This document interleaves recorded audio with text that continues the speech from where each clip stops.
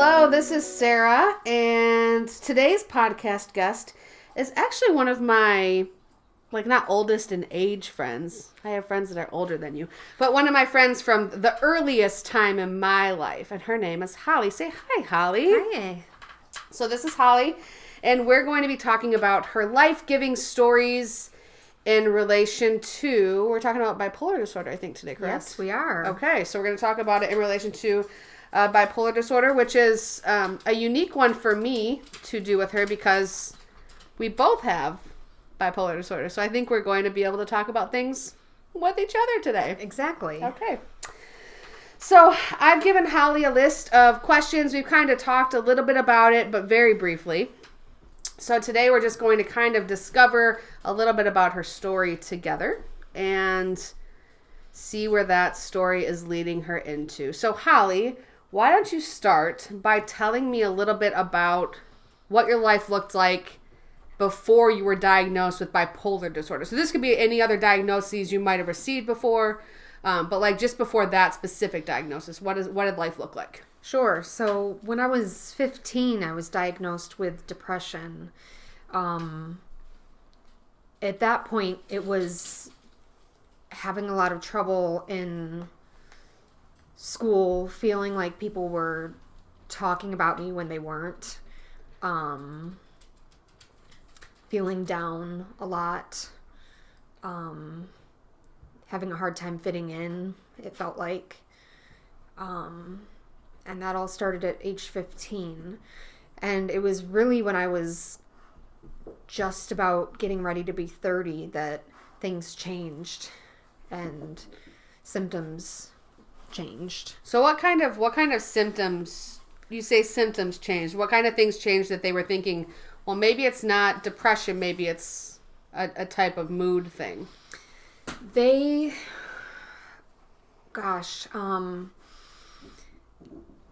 I started having a lot of racing thoughts, problems with self-harm, increased depression, and moments of feeling not in control as far as spending money goes. That was a challenge. Okay.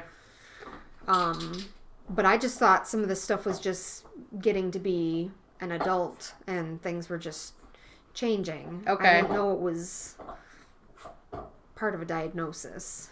So I had something similar. I think different symptoms showed up that made them think, but I was originally diagnosed with depression, anxiety, and OCD. Okay. And so then finally mine was in my 20s, but they looked at things and they were like, oh, if we add all these together and the current symptoms you're having, there's something else going on here. Really? Yeah. Yeah. So interesting. What also is interesting is that the first person that mentioned to me that I might be bipolar was you. And I remember that because we were in the parking lot. Yes. Of the White Horse Lounge, right? Yes. Okay, I thought so. It was supposed to be for an event. Yeah, we were but a karaoke night or something. But I couldn't go in. I was too upset and too beside myself, and I was really opening up about how I felt, and we're such good friends that it's easy for me to do that. Sure. And it was you that said that doesn't sound like depression. That sounds like bipolar disorder. I remember thinking when you were talking to me, this seems all too familiar. I think there's something else going on. And then you went to your psychiatrist. I went to my psychiatrist, and it was interesting because she had gone back in her notes from previous visits, and at the bottom of one of them, she put suspect bipolar. Interesting. So that was something that they had started to recognize as well, but I don't think they were quite ready to tell me that yet. Okay. So she suspected bipolar disorder before you even had brought something up to her. Correct. Okay. Correct. Interesting. And so talk to me a little bit about what life looks like after you were diagnosed. Did they get the medicines right the first time? Has it been trial and error? Symptoms changing? Have they stayed pretty constant? Like, what does your life look like? That's a loaded question. I'll start with medications. Okay. Medications have not always been right. It's been a trial and error on that front. One of the first medications that they put me on for bipolar disorder caused me to have like tremors at half of my body. I have had that problem too, to the point where they had to MRI my brain, and I was like, I'm pretty sure it's just a medication, but when they get severe enough, they have to take action. Yeah. Exactly. And I'm also in a bit of a pickle with that right now because we were planning a pregnancy, and I'm pregnant now. Yes.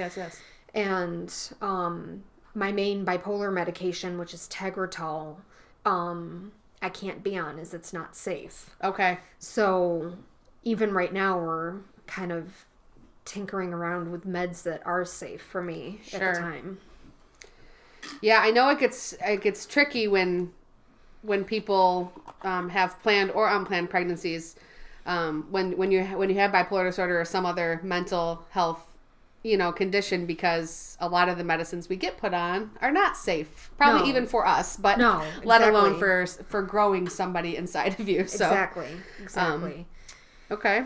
So as far as how my life looked different, I had always gone to see a psychiatrist or a counselor, and it became something that was more frequent. Okay. So I was definitely doing that more.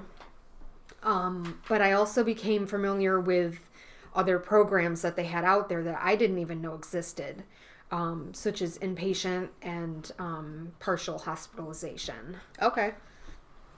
And you've found those meaningful, helpful? Yes. Good. A lot of people will say that they feel trapped when they're inpatient. I felt like the sense of stability and security of being in a program like that, with such tight scheduling, because you're doing group therapies and you're doing art therapy, right, and all sorts of different exercise and all sorts of different classes. I found that to be very helpful. I wish we could destigmatize the inpatient concept. I wish the whole mental health issue was something that could be destigmatized. Oh, well, yeah. Me too. That's one of my biggest notions, I suppose, is to be able to talk freely about my mental illness. Sure. So much so that people feel comfortable coming to me to talk about things and asking me about programs that might be out there for them. And have you found that that's happened? So you're post-diagnosis now, you have the label that you're able to say, this is what's wrong, now I can look at helping myself live with it. Have you found that when you've shared that label with other people, people are more open to coming to you for help? Yes. Okay. I've had numerous people that have come to me for help, and numerous people that have reached out to me, and just how, because I've blogged about this. Okay. Yeah, I think I've read your blog. Yeah. I don't write in it often, but during major trials of my mental illness, I will write in it. Okay. And it's always kind of interesting to look back at, but I feel like it's made people feel like they can come to me to talk about what they need to, whether it be for themselves or for somebody that they're concerned about. Sure. I always joke with people that I'm like the walking queer billboard where we live, which I'm sure you can see why, because we don't live in like a very gay, loud place. Right. So I feel like just by my existence, because I appear like gender non-conforming and stuff, people see me and they're like, my gay daughter, or like my lesbian niece, or something, and I hear all about, which I love, everybody's gay stories, which is great. But I think something similar happens when you have a mental health diagnosis, that people are like, oh, so for better or worse, you're kind of like a billboard now. But if people can come to you, I feel like, especially with that, it's it's nice to be able to be there for people. And it's people that not just have bipolar disorder, but anybody that's dealing with anxiety, which I also deal with. Sure. Depression, whatever it might be that they're dealing with that, feel instantly more comfortable because they know I'm open about it. Just like it's a safe space. Exactly. Yeah. Okay. Exactly. So, is there any part of this story that you still struggle with? Like, it seems like you're doing pretty well. I mean, you know, roughly speaking, you're pregnant, which is exciting, and I know your lovely fiance, and he's a beautiful human. He's a gem. He's a gem. He's a something. No, I'm just kidding. No, he's great. So, like, obviously, like, you know, things seem like they're doing okay. But are there parts of this story that you do still struggle with? Yeah. So, feelings of wanting to self-harm are definitely issues that I still deal with. Okay. So much so that I don't know if this is too grim to talk about, but I'm right-handed. Okay. And on my left forearm, where I have self-harmed before, I've gotten a large tattoo of Ariel. Yes. And the reason I got that was A, to cover up some scars, but B, to put artwork there so that I don't cut on That's that a really side. brilliant Because tactic. I wouldn't cut with I wouldn't cut with my left. Sure, I would do that with my right because that's where I'm dominant. But that's why that tattoo is actually there. Interesting. I remember I was talking to my stepson, and well, you know my stepson, obviously. Yes. You know everybody in my life, but basically, he was really upset about a breakup, like a normal teenage, you know, breakup end of the world. Sure. And he was saying, you know, what if I need to hurt myself? And I quickly jumped to, well, you shouldn't. And I said, and not because it's a bad or embarrassing thing, but because once you do it once, it's so hard to stop. Exactly. And so, and he, it seemed, I hope, it seemed like that really stuck with him. I said, you know, I used to self-harm daily. There's not a day that goes by that I don't think that would be a good idea today. Like, right. It's not a thing that leaves your head once it enters. No, it's an intrusive thought. Yeah. Exists. So that's interesting to hear that you've had a similar experience. So self-harm is something that is still a struggle, mindset-wise. Anything else? I think I definitely struggle when I get to the manic side of feeling of being bipolar. Okay. That part just feels so off to me. Some people love feeling manic. Mm-hmm. They're productive. They get things done. I just don't like the way that I feel when I'm like that. I don't like the way that I feel when I'm depressed either, but I'm more... I have bipolar 2. Okay. So I tend to hang out more at the depressed side. And so for people who might not be familiar that are listening, that's one area we're different. So I have bipolar 1. Yes. So the main difference is bipolar 2 does seem to hang around the depression end more often. Bipolar 1 definitely mania is a terrifying thing.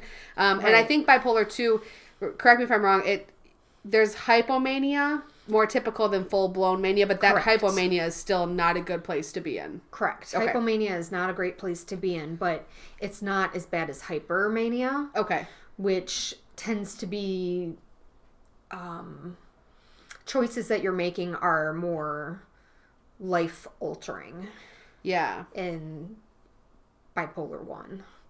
That sounds about right. Yeah. No. I've been there. I have made those life-altering decisions. So I had asked you this question and you were like, I need to think about that because it's such a weird question. But when I was in this narrative leadership class, we had to do this thing where we wrote our story in a fairy tale form. Interesting. So like, it was really kind of weird. Like we had to give ourselves like a fairy tale name and then write about ourselves and our story like we were writing a fairy tale. So I'm not going to make you do that because that... Thank you. So I kind of want to hear it. So if you do it separately, please let me know.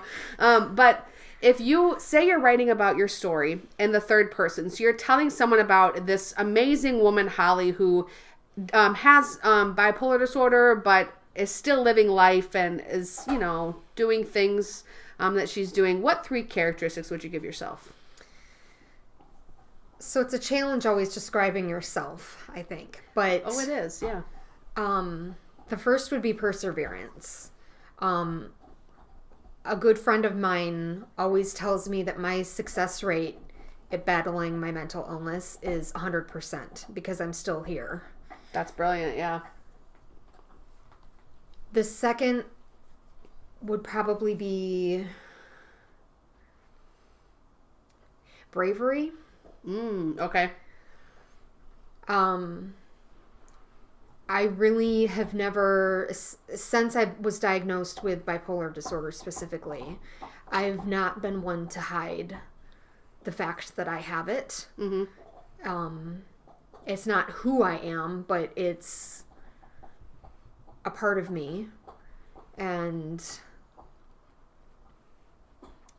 it's something that I'm not afraid to share, not afraid to open up about to people, just like with the blog and all of that I mentioned before. Sure. The third one would be,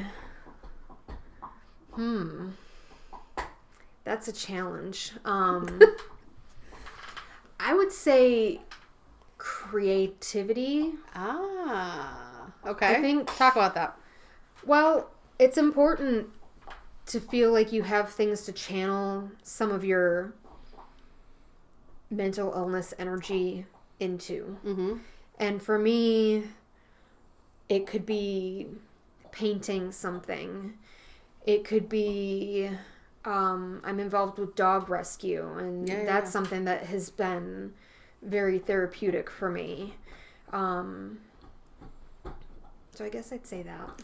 Creativity is a good one, and I think that it's something I always notice, and this isn't to say that people without mental illness aren't creative, so I'm not saying that. Right. But it seems like some of the most brilliant minds and most creative minds, there's something that's just a little tweaked in there. Yeah. Like, I don't know how better to say it. But I mean, obviously, like, music is like my total release. Not calling myself brilliant at all, but you are. Well, thank you. But there's a lot of I mean, you look at like famous artists and famous musicians, and a lot of people, that's the thing. I think a lot of people have mental illness, but we had just talked like it's so stigmatized. Nobody's talking about it.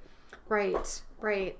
And I just feel like people that have a story, and we all do, but people that have a deep, dark story to them tend to have a lot to share, tend to have a lot that they need to process.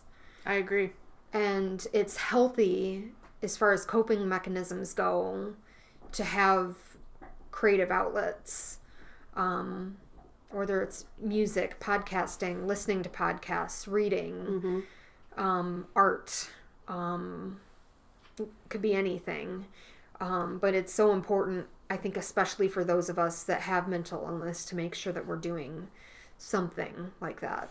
I agree. But I will say it is hard when you hang out at the depressive side of things to always get yourself to even do those things in the first place. I mean, most days it's hard to even get out of bed. It is harder on the depressive side. I know for me too. I don't go there 25% as much as I go manic. Okay. Which I don't know if it's a blessing or a curse, because both of them have their issues. Do you find that you're more creative during manic phases? Far more creative. Okay. Yeah, far more creative. And then when I'm depressed, it is hard for me to, I mean, my work is creative. So it's hard for me to even like work, because how am I supposed to write music if I'm not inspired, Right. But, so one thing, one of my therapists had me do post-diagnosis was I had to write a list of 5 things and put it in my wallet.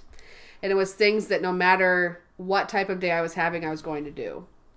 Okay. So that's been like really good for me, because I should try that. It's been awesome, because one, it helps me feel accomplished, even if, I mean, they're not difficult things. We're talking get out of bed, put on clothes, shower. I mean, like things that are help you feel better, but it's not things that take a lot of energy. Basic self-care. Basic self-care, yeah. And sometimes we do need help with reminders for that. Exactly. And so like when I'm manic, I'm all over I'm getting like millions of projects done left and right. But when I'm depressed, I always have to go back to that note and the wallet and say, okay, I have to check these boxes. And I'm like the biggest rule follower there's ever been created by God. So like if there's a list that I have to, like, by golly, I'm going to do that list that day. I should try to do that. The lists that they've had me do before, like gratitude lists. Okay. Of things that I'm thankful for that kind of motivate me and keep me going. I like that too. That's that good. Like you wake up in the morning and first thing you tell yourself 3 things that you're, I guess, just thankful for. I guess that's okay. Yeah, I like the wallet thing because it helps. I should do that. Yeah, I should do that. And like I said, it's nothing that I shouldn't be doing on a day anyway. But it's stuff that you don't want to do if you're depressed. No, if you're depressed, it's hard to brush your teeth. It's hard to take a shower. It's hard to put. I mean, to be honest, I don't wear pants without a button since COVID started, but like it's hard to put on real clothes. I've got my leggings on today. Yeah, I get it. Pants with a button, and me have not been friends since I don't have to see people. So, so looking at those traits, if you had to pick, and I think I might know what you're going to say because you've said it a couple times today, but if you had to pick one part of your story that is redemptive to you, that makes you feel like you have a purpose, that this is not happened for a reason, but that you can do something with this, what would that be? That would be, and you're probably right, because I did talk about it before, is being able to share my story. Sure. Yeah, that's what I thought you were going to say. I don't know that and I don't blame people for wanting to keep things about their mental illness to themselves. Just trying to live out the most normal life that they can. I totally respect that. Sure. But I just want to be not a part of the stigma. And if that means that I'm going to talk about it and people are going to know that I have bipolar disorder, gosh darn it, they're going to know it. Have you ever, and I think everybody's response to this is different, but so you said you're going to talk about it and people are going to know about it no matter what. Have you ever been judged or not gotten something because of it? Or is that a part of the stigma that you don't think is there anymore? I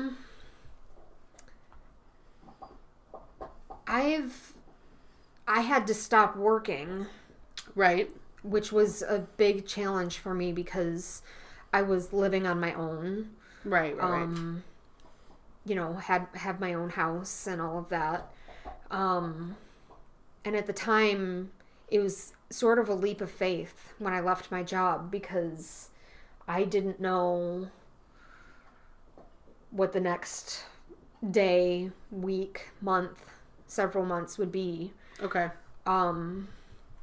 But the amount of support that I've gotten from not only my parents and my family, but my friends and the community as well has been overwhelming. So there's been a couple times where I felt like I was at a little bit of a disadvantage because I had bipolar disorder, but not many.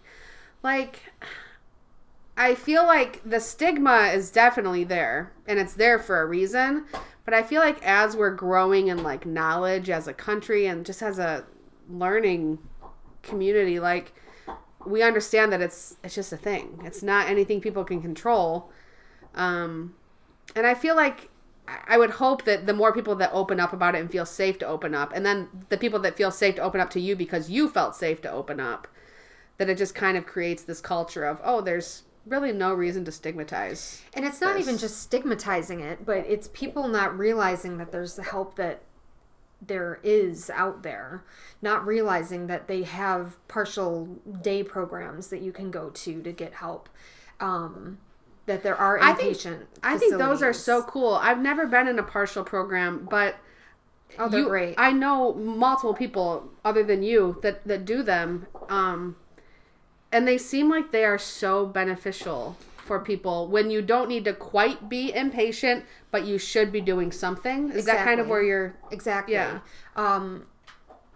Generally speaking, at this point, we have a good idea of where it looks like I'm at a good place, and then what it starts to look like when I'm not in such a good place. And when we start to see those signs and symptoms again, rather than waiting, we go ahead and get me involved with a partial program, which basically you get to see your doctor every day. There are social workers and nurses and just a whole support staff of people there. Plus, you're surrounded by people that are also battling their own demons.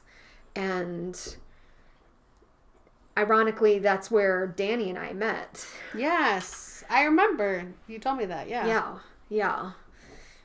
Not the most likely of places, not where I was expecting to meet the love of my life, but... I mean, who knows? But because, and I think this is similar to me and you, Sarah, is because we understand each other on such a deep level because of our mutual understanding of bipolar disorder, it allows me to be close to not only you, but of course Danny. And I think that's good because if you need some self-care, it seems, I would guess Danny would never be like, yeah, that sounds like a horrible idea. Don't take care of yourself. You need to go do X, Y, and Z. No, like, he's always encouraging me to just even get in the car. I mean, right now it's hard with COVID, but just to get in the car and go for a car ride or go out for a walk or whatever it might be. He's always trying to get me to pick up my guitar again, which I should do, but I just haven't had the motivation behind it. Sure. So you don't know this, but one of the things that I'm doing for the people who participate in this podcast, because that's part of the assignment, so thank you to my professor, but there's only one more question I'm going to ask you. Okay. And then I'm going to send you kind of like not like a worksheet, but kind of like a prompt kind of thing to go through just on your own after this. You never have to share it with me or anybody for that matter. Okay. It's just for you, but based on like what I heard today, especially from this next question, because the whole point of this project is to get people to like, so this is your story. This is the redemptive part of your story. This is where you're struggling with your story. And then this last part is like, so if you could tweak something in your story, like not what happened, but tweak how you tell it, how would that help you live your best life, if that makes sense? So, like say, and we had talked about this a little bit earlier, so I will use a different example, but say you wish you could tweak how you tell a certain part of your story. How would that help you be the best Holly you could be? Because you're not hating on yourself anymore for something you shouldn't be hating on yourself for. Does that make sense? It does. So what would that part be for you? It would definitely be self-harm. Okay. Self-harm, because I think and I started that well before I was diagnosed with bipolar disorder. This is going back to when I was a teenager. Okay. I think that's just a habit that I started that has been very negative and has created a lot of negative feelings. And it's something that I can't get to go away. Sure. Because once you start, you have trouble stopping. Right. So I can say I've been without doing that for well over a year. Good for you. Thank you. That's awesome. Those anniversaries are something to celebrate for sure, because it's not hard to get there, or it's not easy to get there.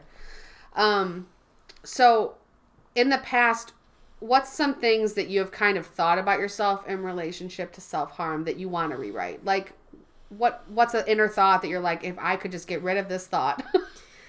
If I could just get rid of this thought, I would channel that energy into something much more productive. Okay.